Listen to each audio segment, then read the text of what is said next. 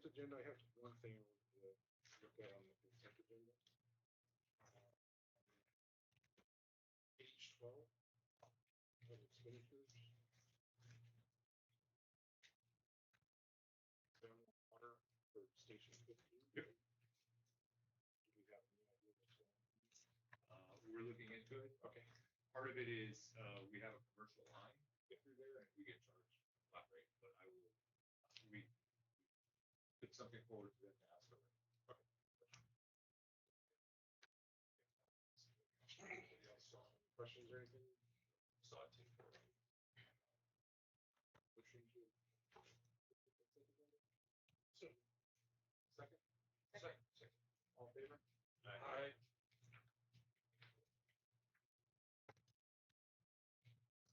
No special presentations. On to old business. District master plan. So we started to talk about the district master plan last month. We had Amy Triton here to give us a presentation. My recommendation was that we give you some more time. It's obviously a party robust document that has a lot of information.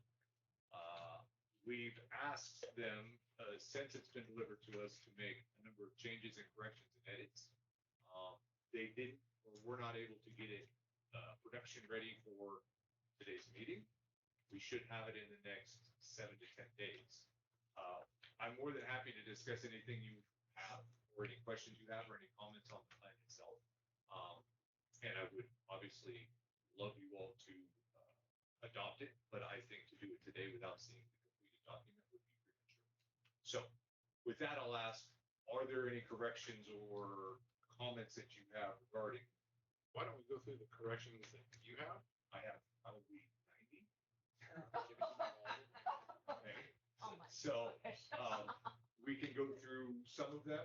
Most of them are facts and figures that were erroneous. There was some, the bigger ones were, they put together a number for what it would cost to open the station. They used a salary figure. It was different on each of the slides. So they're fixing that. And none of them matched up. None of them matched up with our salary schedule. That was one of my. So that one's being discussed. It was under about 400. Yes, agreed. So they're working on that one. There was some bigger picture stuff on, no, we don't have an OES trailer. No, we don't have a Type 5 engine. There were some mislabeled mapping. There was a question about units being cross-staffed that they're addressing that wasn't there. Let's see, what are some of the bigger ones?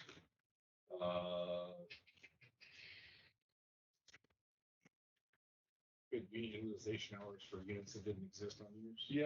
Yeah, and for that one, there's an explanation. So because the water tender ran out of that station, it got attributed to unit power utilization because of For the current equipment. for 16s, because it ran out of 16s for a long time. And so there'll be an explanation and a bullet point on that. We added a footnote on the unit.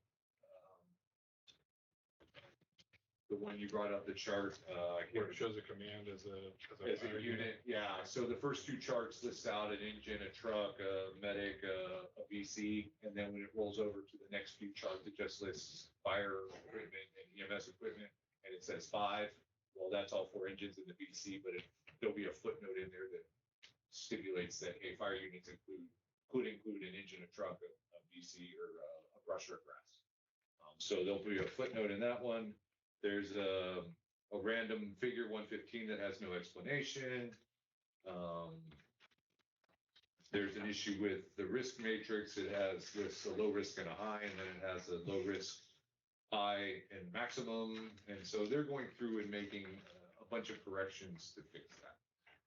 Like I said, if there's something that you have or you're aware of that you'd like to see fixed or addressed.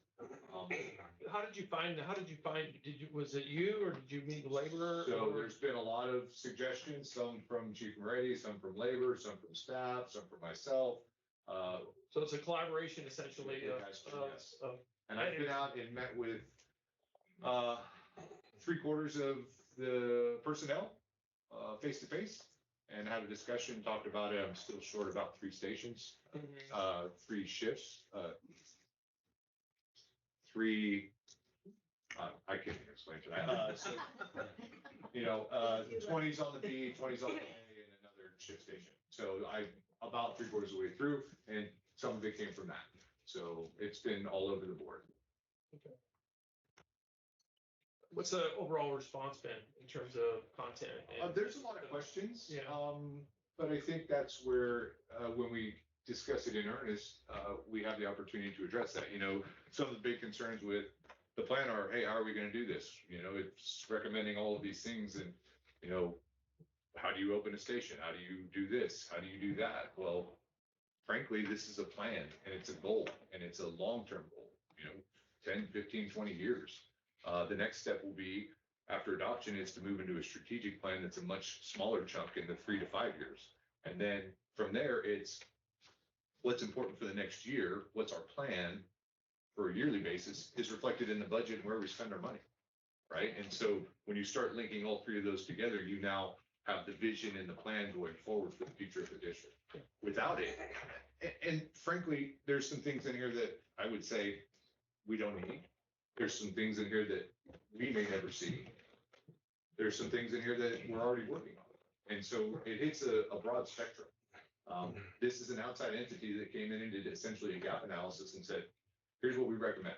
Obviously, it's not going to, you know, fix all your needs and you don't have the money to implement them all anyway. But if you were putting together a model fire district, this is what we recommend. And so we've explained that and kind of, I hope, alleviated some of the concerns, and it brought up some more questions. And it's been a great discussion and eye-opening for both sides. And we'll talk about that more as you have questions as we go into the adoption phase, which I recommend be at the next meeting. Questions? Do we need a motion to table it till the next meeting, or do you just? Yeah, well, does anybody have anything that they want to give him to change? We can do it now. If you have notes that you can email me, I can then address them with the vendor direct. Email would probably be the best so that we can just capture it, but I'll be more than happy. I got a few things and I'll just email them to you if that's okay. A lot of them are just grammatical errors. Yeah, we may have. Sentence structure, it's like, okay, I think I know what they're trying to say here, but For I sure, think there's a much better way for people that are gonna look at this from the public to understand what they're trying to say. for sure. The other thing was, and I spoke to you about it, was I'd really like to see, I'd like them to answer the question of the personnel and equipment that we have today, and the station locations that we have today, is our current deployment plan the best deployment plan? Or do they have a recommendation on a different station location deployment plan? And then also, is there, in a perfect world, a location within the district that may be able to suffice opening a new station that would basically consolidate 2 stations to give us better coverage of the district? I thought we were gonna get that. I thought we were gonna get. And that's what I would, from the ones analysis. that I've been through in the past, that's kind of what we got was put another unit here, and you get the funding, build a station to move that unit here, and then backfill, and then, you know, wherever your expansion is within your district, you're gonna need another fire station or 2 or whatever. And I know they get the one out there in, I think it was off of Dick Cook, Alberta area. But I'd be interested to know if our current 4 stations is the best deployment for what we have today, or is there a better deployment plan that incorporates those 2 rather than waiting? Those are my 2 of my big questions. And then I said, I got a bunch of other stuff that I'll send to you, but it's not as major. And I think some of that stuff in there, like you were kind of alluding to, is there's a lot of fluff in there. There's the nurse for EMS. It's like, gotta be great. I know. Right at the top of the Most list. large districts don't even have that. I don't see us getting there anytime in this century. Sure. But anybody else? Anybody from the public? Any other board comments? We're good to table this till the next meeting in May. Perfect.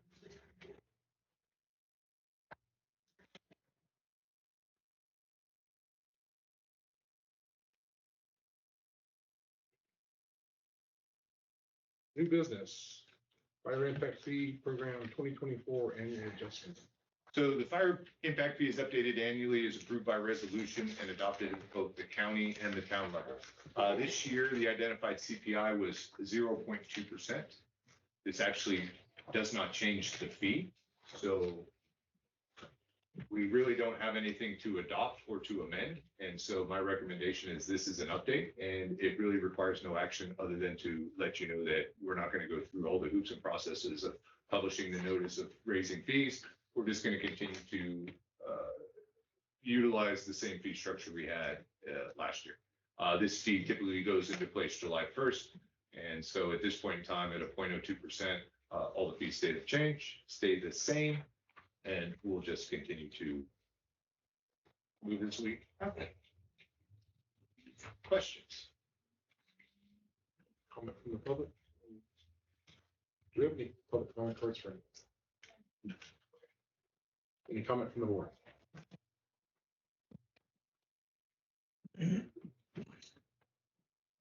We have a motion.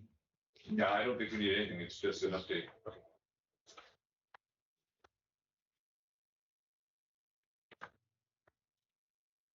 Emergency medical services fee adjustment discussion. The last meeting, the board adopted the newest EMS rates based on the district's ordinance CPI that we have in place. The rate for 2023 was negative. Director Randall asked for a discussion on establishing a base floor. In the original Ordinance 2, 2019-20, Section 8, revisions and revocations essentially allowed you to do that. We're seeking guidance and direction from the board on how you want to proceed. Here's where I think some questions that I have as we discuss this are pertinent. At some point, the board adopted a fee structure that's tied to the CPI.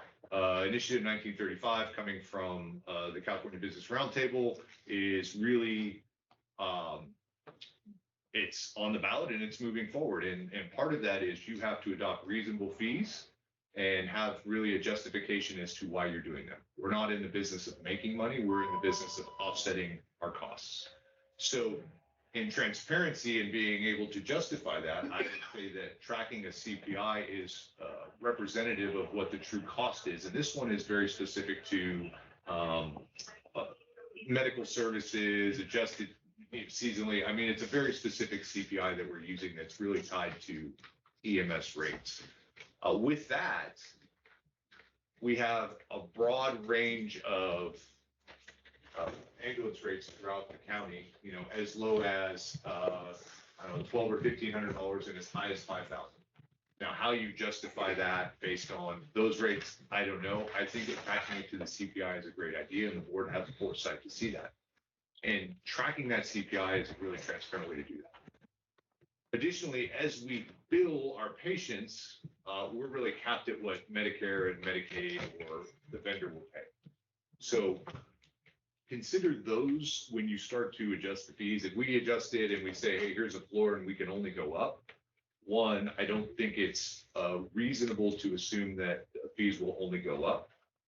And two, as we're collecting revenues from those entities that cap us, it doesn't matter if we charge $5,000 or $10,000. Medicare is still only going to pay $118.20.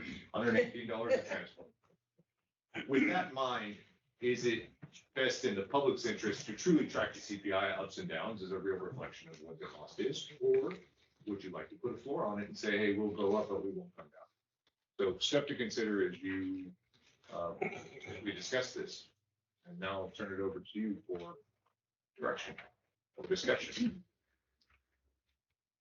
I am not sure that putting a floor, I mean, it does say that there was, I mean, like the CPI was negative, but I don't think that CPI for healthcare and health services was probably negative. I don't know. It was? The CPI that we tracked for this was negative 0.3. And that's for health care. So everybody saw reductions in medical costs. Yeah.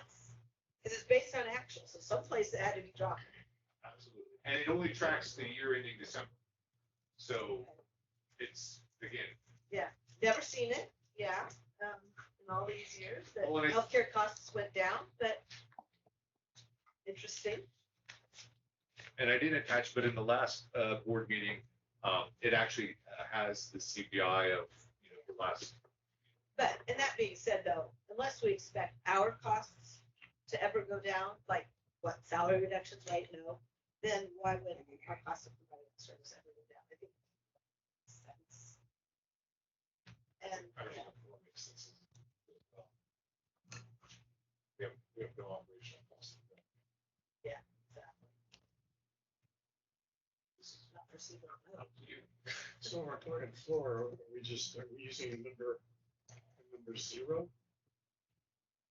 That was the initial was that we wouldn't go negative as in like this year and negative. So at minimum, we would maintain status quo. Based on this, we would have to drop.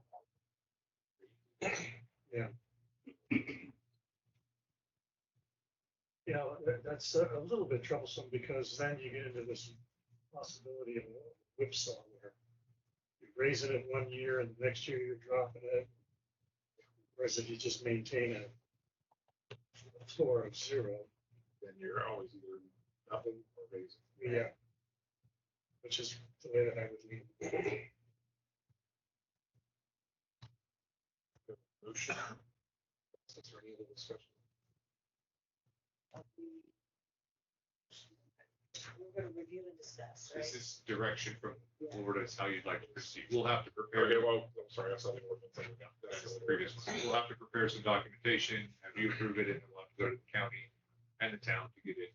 I think it makes sense. I don't think anybody here sees, if it's just to break even, just to recover costs, I don't think anybody see our costs for that service. That's my perspective. Rest of the documentation. Very good. I think it keeps it a bit simpler. Thought you'd like that.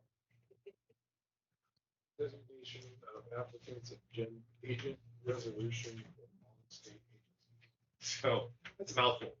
Essentially, a resolution of designation. We're seeking adoption by the board to essentially designate our agent to sign OES documentation. Somebody needs to sign off on approving stuff. This happens every 3 years. You update. The resolution now is in front of you. I believe it has myself and Chief Neely as the agents, and Kathy, are you on there? I'm on as a contact, not as a sign. As a contact. So that will allow us to keep the OES payments coming and moving forward. So with that, we need your.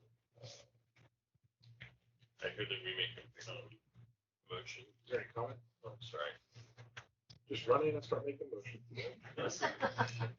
It makes sense. I don't think there'd be, Specific questions or comments? Go ahead. hey, I make a motion that we adopt this, maybe a second. I'll second. All in favor? Aye. Opposed? That's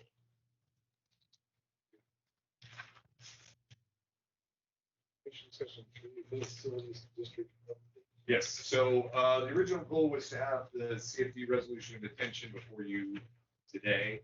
That did not happen. We met with both the town and the county and discussed this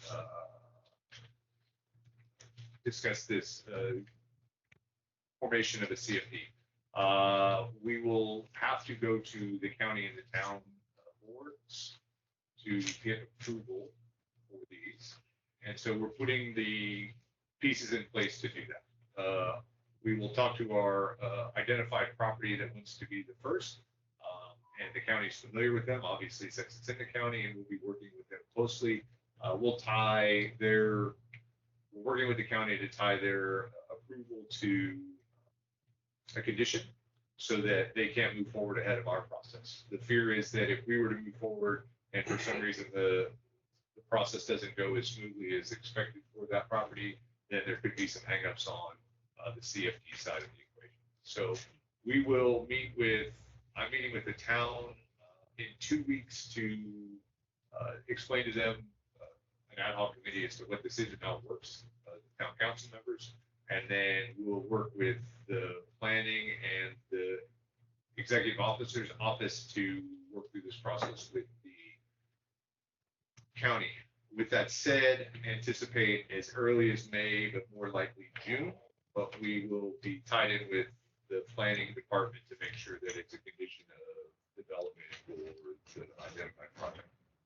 Does that make sense? Okay, so could be as early as next meeting. We'll know more in the next few weeks as this progresses. There's a lot more moving pieces that have to be put in place than we anticipated to start. And who's meeting with you? CPFG. So, and once we get further along, right now we're establishing kind of the baseline, what needs to be done, and then we'll send out something to see if there's another one of the committees that wants to get involved as well. Questions?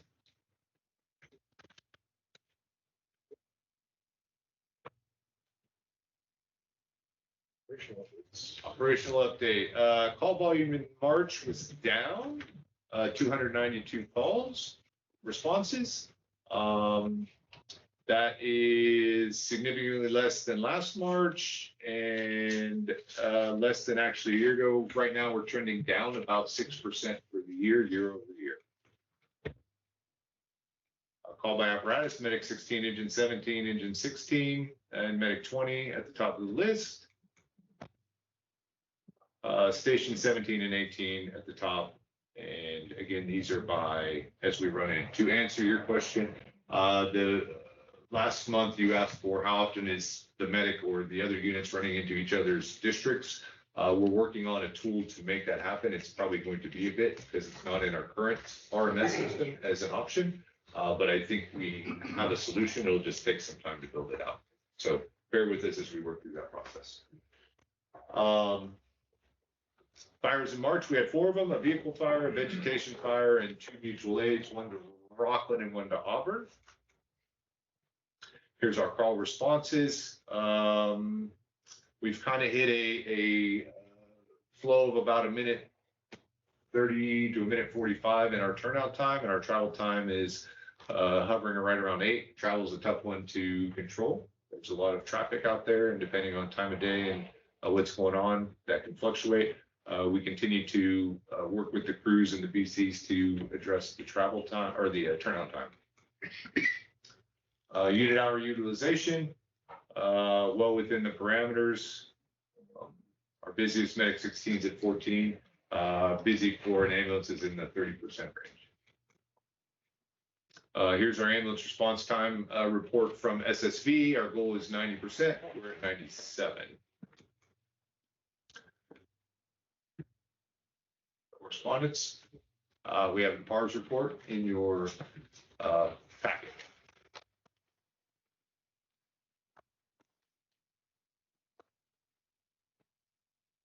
Looks like we did all right last month.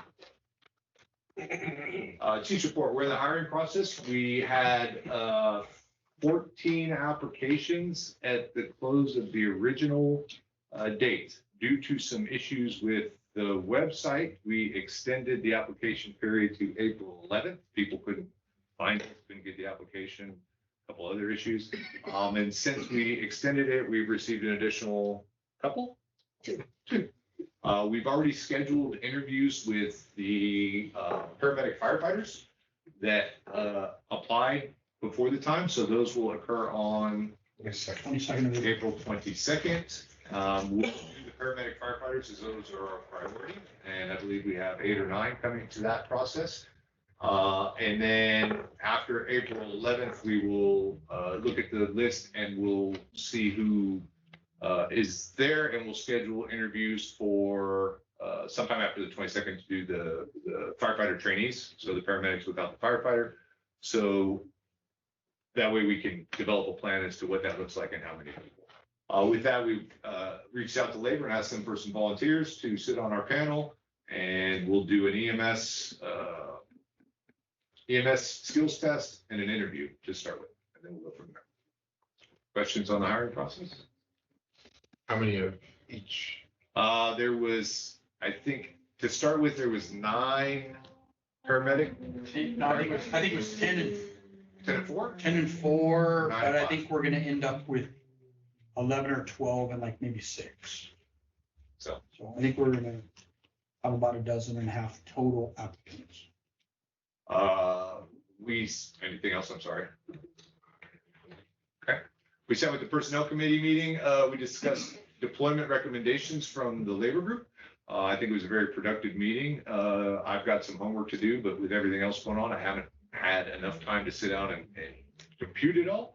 I'm hoping to have that done by the end of next week. Like I said, I thought it was really productive. We had some great discussion. We completed CPR updates for the entire district. All our SCBA's have been upgraded to the 2018 spec. Our community survey started today, so they should be out reaching out to 400 people.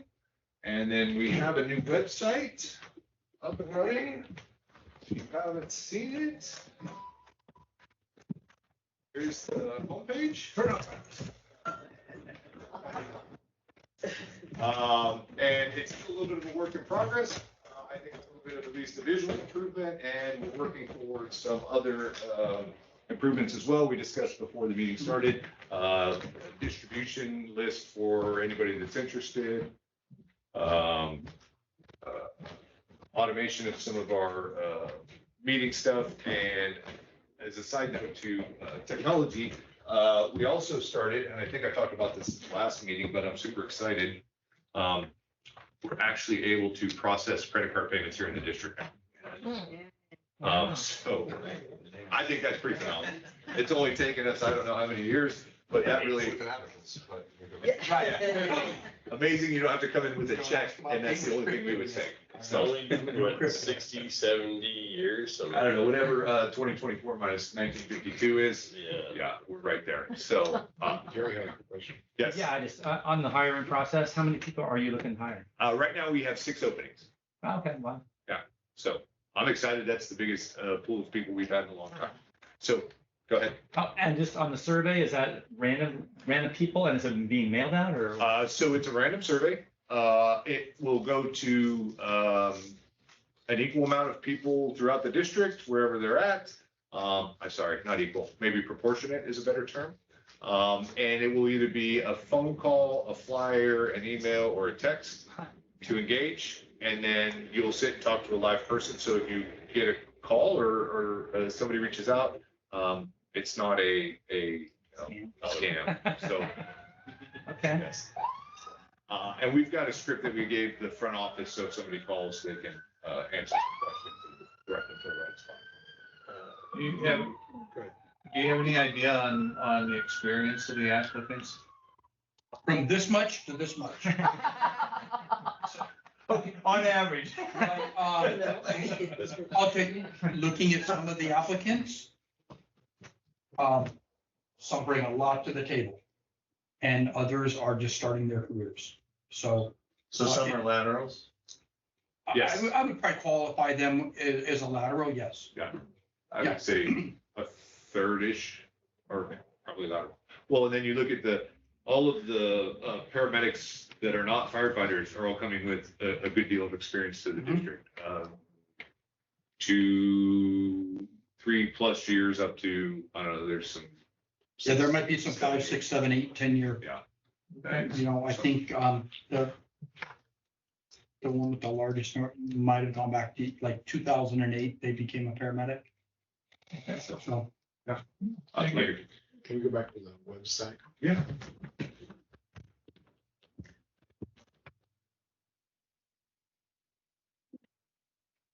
went through and looked at it a little bit. How stuck are we on that picture? We're It's a not. very pretty picture Yeah, I know. of a station that's closed. I understand. So I know there was a lot of heartache with the membership when we put out the flyer with a picture of the truck on it, which we don't currently operate. So if we have another picture that would, of a state, maybe 16s, you know, obviously a nice looking station. I don't have a high-quality picture right now. That's why that's the placeholder. We're working on getting one. And then the other thing is, can we add a tab for like human resources that would contain MOUs, contracts, pay scales? So I was looking through and I wasn't able to find it. Like this? Maybe.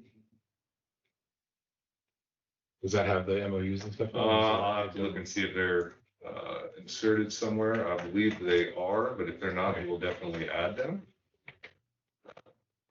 Did anybody have anything else, or has anybody looked at this? I haven't looked at this yet.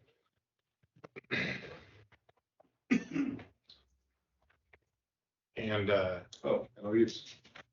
so, um,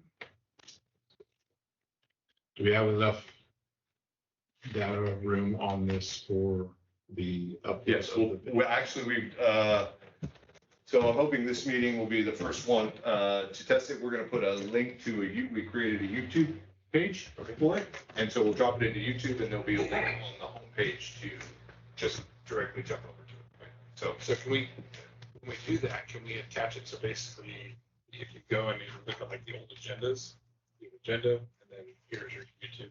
Yeah, I don't know. I'll be honest. If we could, that would, I think that would probably evaluate, be but the yes, best. I'll see what I can do. I don't know how they drop in, if they have their unique license or that's not my area, but we will definitely ask. Who's managing the website? Barbara. She's a wizard at it. It's amazing. So who built this website? We had a company build the website. It's nice. Thank you.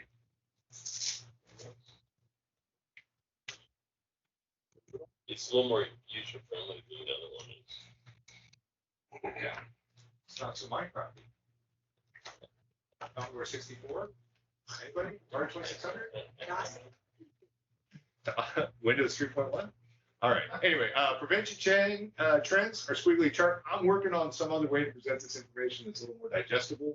Bear with me. But I think what you can see in this one is permits are staying somewhat consistent.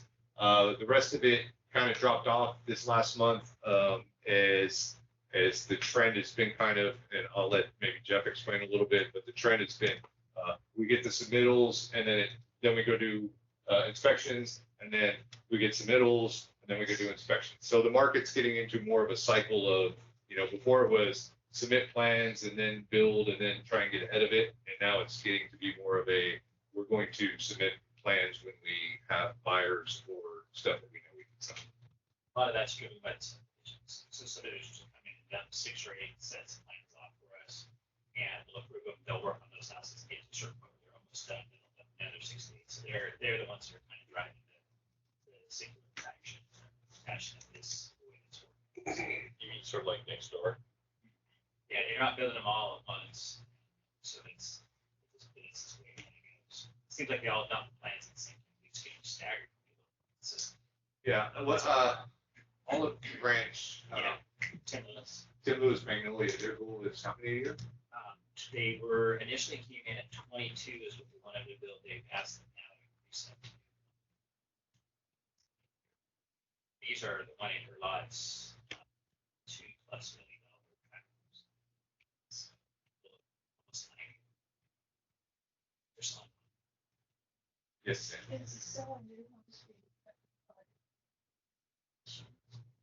No, we have not, no.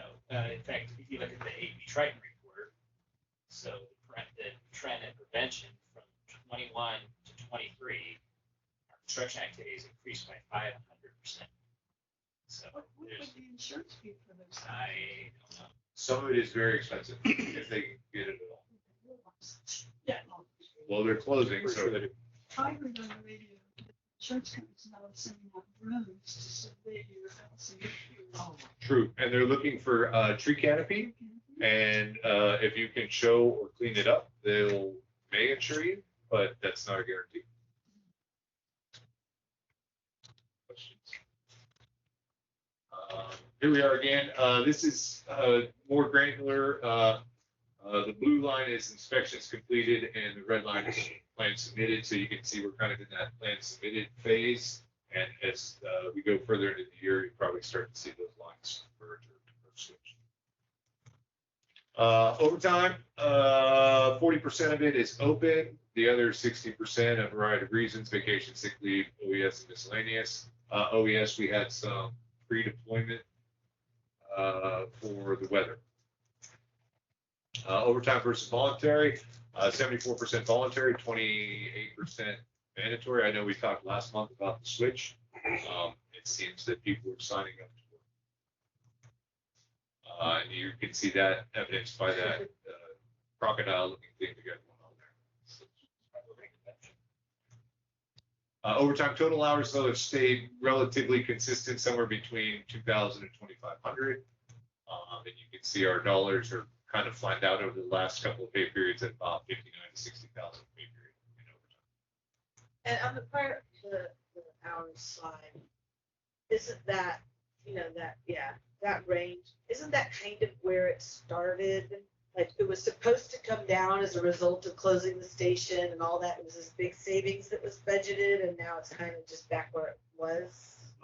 No, so when we had everybody, we were about 4,000 hours. Oh, really? Yeah, and right now we're down to 22. Most of that's being driven by 6 open spots. So if we get rid of those 6 open spots, that number goes down by 40+%. And so you're looking at somewhere in, you're the math wizard, but somewhere in the 12 to 1,500 hours. Okay, I thought it started at about 2,600 and had gone down and was level. Yeah, when I came with everything going on, we were 4,000 plus hours. Okay. How many spots did we change? We reduced by 6. So we reduced 6 spots that were open. How many openings do we have? 6. Well, technically 3. Right, we have 6 full open spots, but we have 3 in the relief pool, so they're addressing some of that. But if you go back to this slide here, you can still see 40% of our overtime driven by open positions. So that's overtime, but it's not straight time. So it's not overtime that's being driven because we have people off. You see what I'm saying? It's just a different line item in the payroll system.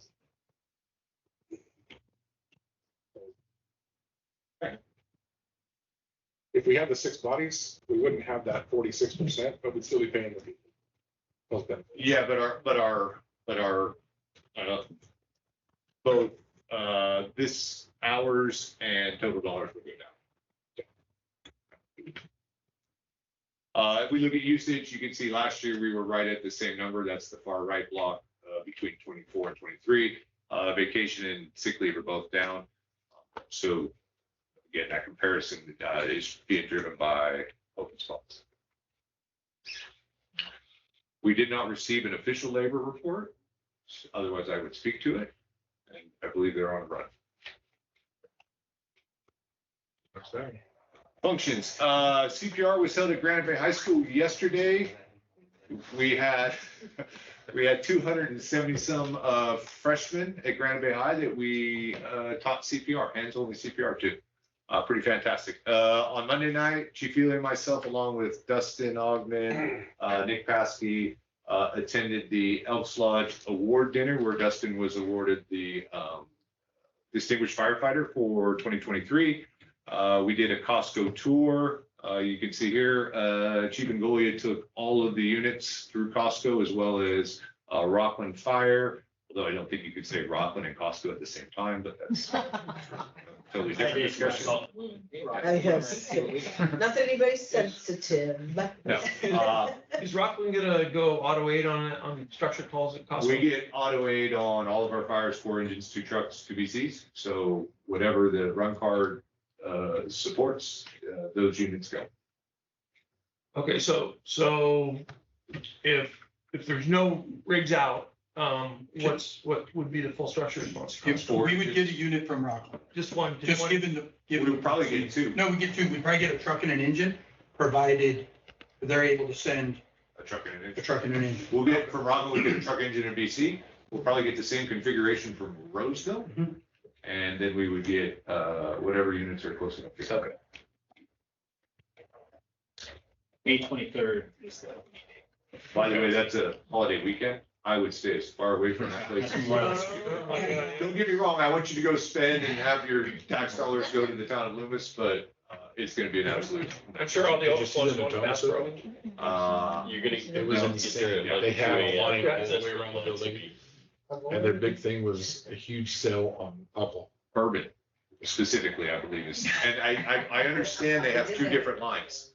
One line strictly for bourbon, and then one line for people that want to go in and, you know, do It their was thing. insane, they were showing that. Wait until the Pleasant Grove one opens with the traffic access. That's gonna be awful. Yeah, and I don't know, well, we. I thought it was already You open. said the 23rd, that's a Thursday. It is. It is. Okay. That's Memorial Day weekend. Right, I know, but Thursday I don't usually They consider always the open weekend. on Thursday. I still work. That's what Let's see, and then we're having the open house at Station 20 in June. Did we get the date yet, Chief Feely? Because we originally scheduled it. Yes, we're doing it the week ends before we were originally doing it, which should be the 8th roughly, whatever the Saturday is before. We were gonna do it on Father's Day weekend, but we figured that was a bad idea, so we're doing it the week before. I believe it's the 8th. I think you're correct. Director Randall, The day before the third Sunday. is it the 8th? Well, Father's Day is the 16th. So Yeah, so then it should be the Saturday 8th. came before, Saturday before that would be the 8th. Perfect.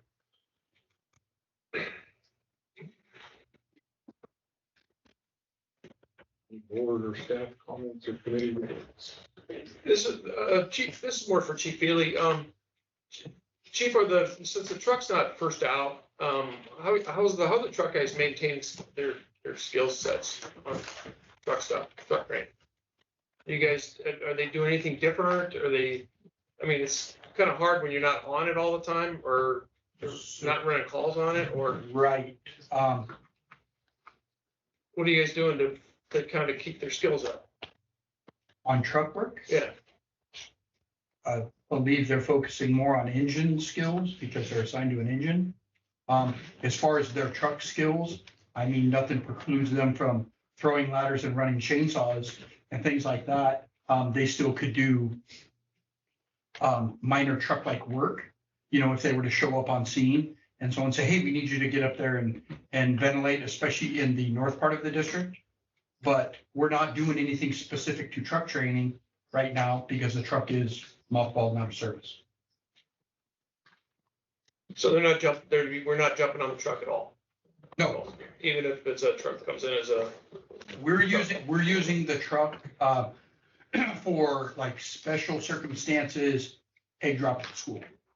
Now they're still doing, you know, going and picking the truck up, and, you know, the truck's still being serviced regularly with the shop and things like that. But as far as any truck work, driving the truck, drivers training on the truck and anything like that, no. It's an out of service vehicle. Our truck work comes from mutual and automatic aid.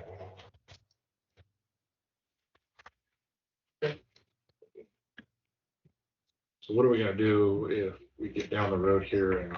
Put the truck back in service? We'll retrain. We're gonna probably have some sort of period of time where they'll dust off their skills and their knowledge and we'll ramp everybody back up.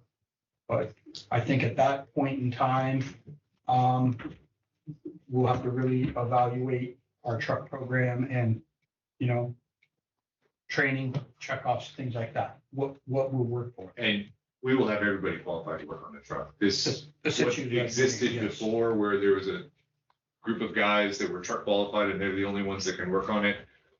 While I understand truck skills are specialized, if you're a firefighter on this job, you should be able to perform the basic functions of working on a truck, i.e., as well as if you're a driver, you should be able to drive the truck. So this concept of it's only a certain group of people, while they can be assigned and they can be the specialists, people will be able to backfill that position and have the skills necessary if we're going to put it back in service. So would we be sending them to like a Hondo program or? We would probably bring somebody in to provide training. I can't send you. We have School. We have enough people that have been through Rio Hondo. Yeah. That we will be able to achieve that training in-house. Now, that doesn't mean people still can't go down to Rio Hondo. And we've maintained our relationship with those instructors down there. That doesn't mean that we couldn't bring them up here if need be. But we have enough people that we have sent throughout the years to Rio Hondo that's who was checking people off that never went to Rio Hondo. Going to Rio Hondo didn't automatically get you a seat on that truck. There were some people that chose not to go or weren't interested, and they still went through a training program and were checked off and worked on the truck.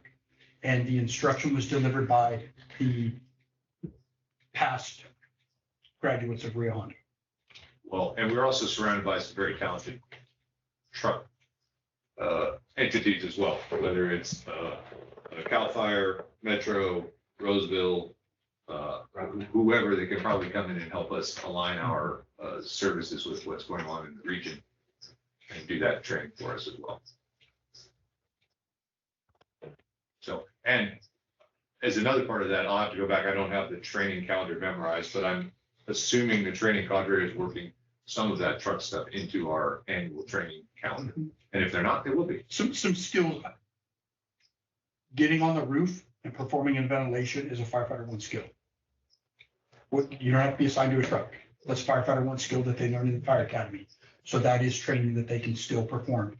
As part of the probationary testing for new hires, they still use the prop down there and they do ventilation demonstrations and training on the shallow pitch as well as the steep pitch. That's part of their probationary task force sign up. And we have sauce for everybody. So.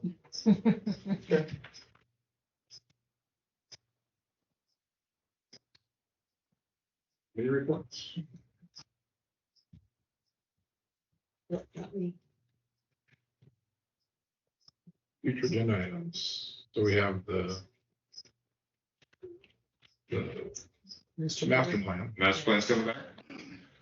At some point in the future, we'll bring back the EMS. It'll probably be a month or two. And then CFPs. And then hopefully next month, CFPs. but Yes, and I should know more, like I said, on that one in a few weeks. And just to note, and I think I forgot it in the chief's report, and I know we didn't really discuss it, so I'm hoping this is okay, although I haven't pulled the trigger yet. We rewrote for a safer for 6. It's due Friday. If you have a heartache or issue with that, let me know and I won't send it, but I think it would be a huge win. It's a 0 cost match. And it's about $2.8 million for 3 years to fund 2 positions every day, bringing all the engines up to 3 staff. do you have any issue with that? Doesn't sound like it. Okay, fantastic.